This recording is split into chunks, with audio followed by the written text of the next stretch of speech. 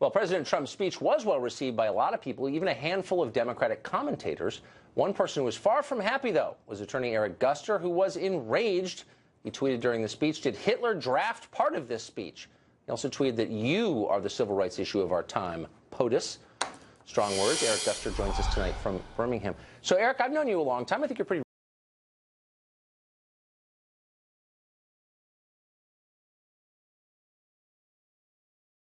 know in Washington. You dislike Trump so much, his personal affect is so offensive to you, that you can't hear clearly what he says. You're possessed, and it's affecting your judgment. That is the most ridiculous thing I've heard within the last 24 hours, besides some of the lines in Trump's speech.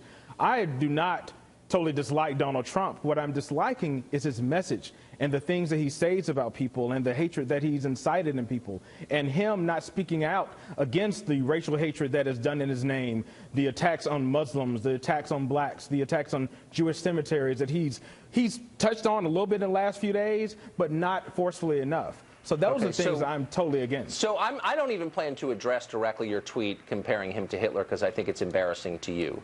But I want to get to what you just said. No, you read it. You read it. I know, but I'm embarrassed to bring it directly to you because I think you're above that, and I think it diminishes you. But let me ask you about what you just said. You said Trump's speech last night contained racial hatred. I watched the whole thing.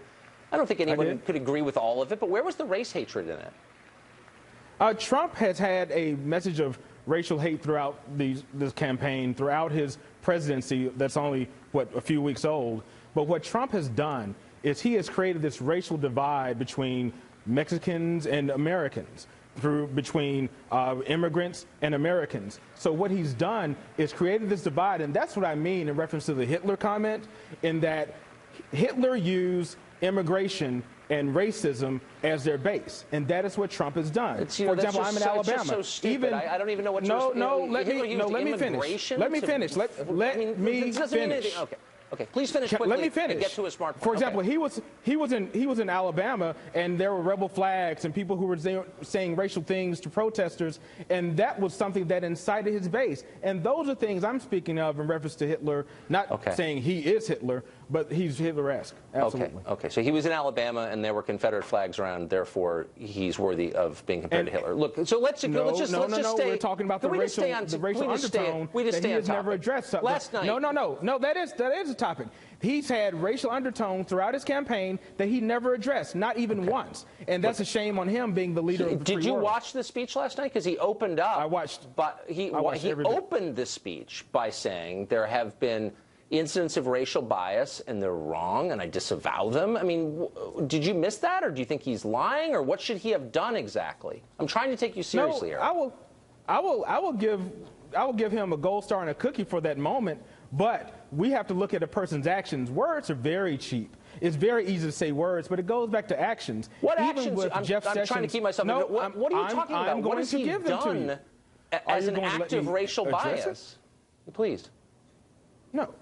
For example, when we talk about unfair policing in communities of color and poor communities, Jeff Sessions gave a speech within the last 2 days where he was saying that they're going to stop suing police departments in reference to these things. So those are things that we're talking about. We've had a black president for the past 8 years. For the past 8 years, we've had an African-American president during the exact period where you say that racial bias in our police departments is out of control.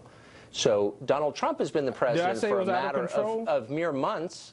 So I don't think I said that. I want to get to something specific that he said, that the Democrats said last night. So Trump, in his speech... No, you said that I said it's out of control. I said Jeff Sessions gave a speech where he said that he would stop suing police departments. That's very concerning to many people, including myself, as a civil rights lawyer. When the Department of Justice is being told that they're not going to sue police departments and give consent decrees to tell them that they have to stop racial bias, they have to stop unfair policing, that's a problem and very concerning with a lot of people. You've had 8 years of an Obama Justice Department, an Obama Civil Rights Division, indeed an Obama presidency, and that bias, according to you and other so-called civil rights lawyers, has flowered. And I'm merely saying, if your real concern is racial bias and not just dumb partisanship, and I'm having trouble believing that, then you would have said something about the Obama administration's failure to take that on over 8 years in office. But let me get back to last night in a concrete example. No. Like I'm not going to let that come and hang. Okay. No, the Department of Justice under Obama took on several issues of racial bias. The Department of Justice was extremely active in weeding out police departments that are unfair and to in different Ferguson, communities. where you clearly saw racial bias at work, I talked to you at the time. I don't remember you holding the president accountable for that. But again, this is one of those cul-de-sacs that's not worth exploring. Let me ask you a very discreet question about last night. So Trump gets up there and says there are victims of crime by immigrants. And the second he says that, and there are, of course, I mean, there's really no dispute about that. Democrats in the chamber, members of Congress, all but boo him. They bark at him. They express verbally their displeasure. And my question is, why? Why is it offensive to note the truth that there actually are Americans who've been harmed and killed by immigrants? Why is that bad to note? And by the way, whose side are you on if you're offended by that? No. It's not bad to note that, but we also must note the violence that is perpetuated by white nationalists. The violence such as the Charleston 9, which he has not mentioned.